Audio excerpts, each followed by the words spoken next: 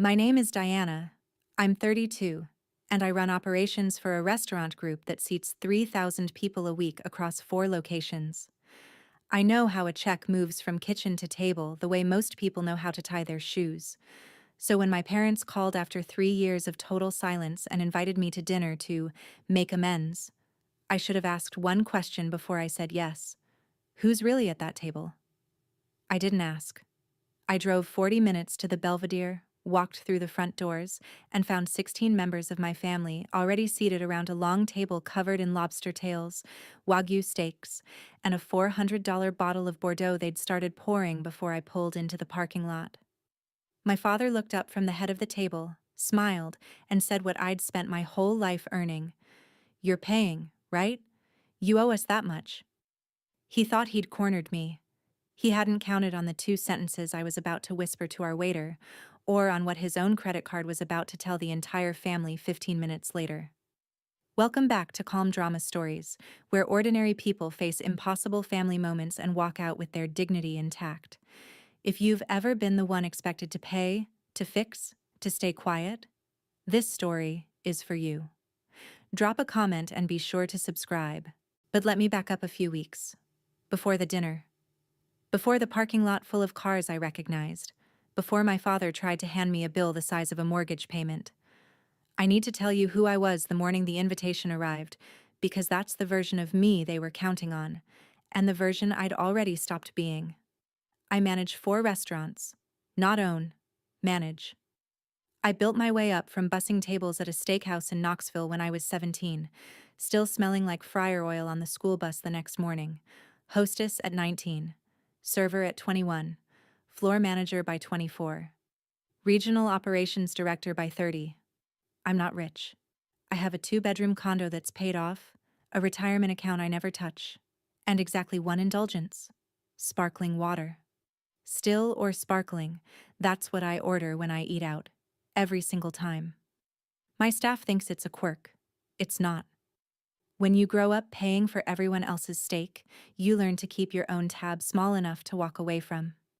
That morning, I was in my office reviewing a vendor contract for imported olive oil, the kind of Tuesday that makes you forget not everyone's life runs on spreadsheets and pars. My phone buzzed. I glanced down and felt something cold settle behind my ribs. 3 years of silence, and there it was. A notification from the group chat I'd been removed from the day I became the family's villain. Family had added me back. I stared at that notification for a full minute before I opened it. Family, the little red heart emoji my mother had picked out 6 years ago when she created the group, back when it was used for sharing Thanksgiving recipes and photos of Brooke's dog. I hadn't seen that heart in 3 years. The chat history was clean. Nothing above my mother's newest message, which meant they'd either cleared it or, more likely, they had a second group without me the whole time. Mom's message was warm, careful, almost rehearsed. She said she and Dad had been doing a lot of reflecting and wanted to invite me to dinner at the Belvedere to start healing as a family. Just the 4 of us, she wrote. Her, Dad, me, and Brooke. A small dinner, a fresh start. Then a second message, 30 seconds later, with the line that should have told me everything. Family takes care of family, sweetheart. It's time we remembered that. Family takes care of family. She used to say that when I was 19, and she needed my server tips to cover the electric bill. She said it when I was 23, and Dad needed a cosigner on the truck. She said it when Brooke's first apartment fell through and I quietly paid the deposit. Family takes care of family had always meant one thing in my house: Diana takes care of family. I read the message twice. I noticed my mother hadn't said sorry. She hadn't said, "We were wrong." She'd said it was time to heal. Passive voice. No subject. No one responsible. I typed back, "I'll be there." Then I set my phone face down on the desk and went back to the olive oil contract, pretending my hands weren't shaking.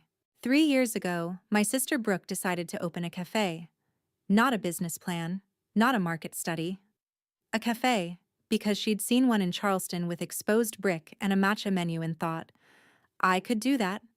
She was 26, had never managed so much as a lemonade stand, and needed a $75,000 small business loan. The bank said yes, with a cosigner. That cosigner was supposed to be me. Mom called on a Sunday. Dad sat beside her, arms folded, already angry before I'd answered. Brooke needed the loan. The cafe was her dream. I had good credit, a stable job, a history of saying yes. Just sign the papers, Diana. I asked to see the business plan first. Brooke didn't have one. I asked about her projected margins, her lease terms, her supplier contracts. Brooke stared at me like I'd insulted her cooking. Mom's voice went flat. She's your sister. You don't need a spreadsheet to love your sister. I said no. Not because I didn't love Brooke, I did. But I'd spent enough years in the restaurant industry watching people pour savings into concepts with no foundation. And I knew what $75,000 of someone else's debt looks like at 3 a.m. when the cafe is dark and the loan is still due. Dad stood up. He pointed at the door and said the thing that closed it for 3 years. If you won't help this family, you're not part of it. I drove home. The next morning, I'd been removed from family. Nobody called. Nobody texted. For 3 years, I was the daughter who loved money more than her own sister.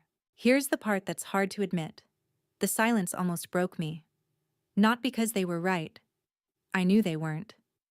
Because I missed being needed. That's the real wound. And it took me 2 years and a therapist named Dr. Kwan to name it properly. I had been the family fixer since I was 17. First paycheck went to groceries. Tax refund went to Mom's dental work. When Dad's transmission blew, I paid for the rebuild and told him it was covered under warranty because I knew he'd never accept a handout from his 22-year-old daughter. When Brooke got married, I covered the florist, the photographer, and half the reception. And I smiled while Mom gave the toast about raising 2 strong girls. 2 strong girls. 1 bill. I didn't do it because I'm generous. I did it because I'd learned, somewhere around age 15, that the fastest way to keep the peace in my family was to make sure nobody had to ask twice. Ask once. Diana pays. Everyone's happy. Dinner is quiet. I trained them. I taught my parents that my wallet was a vending machine. Insert guilt, receive check. And when the machine finally said out of order, they didn't troubleshoot it. They unplugged it and walked away.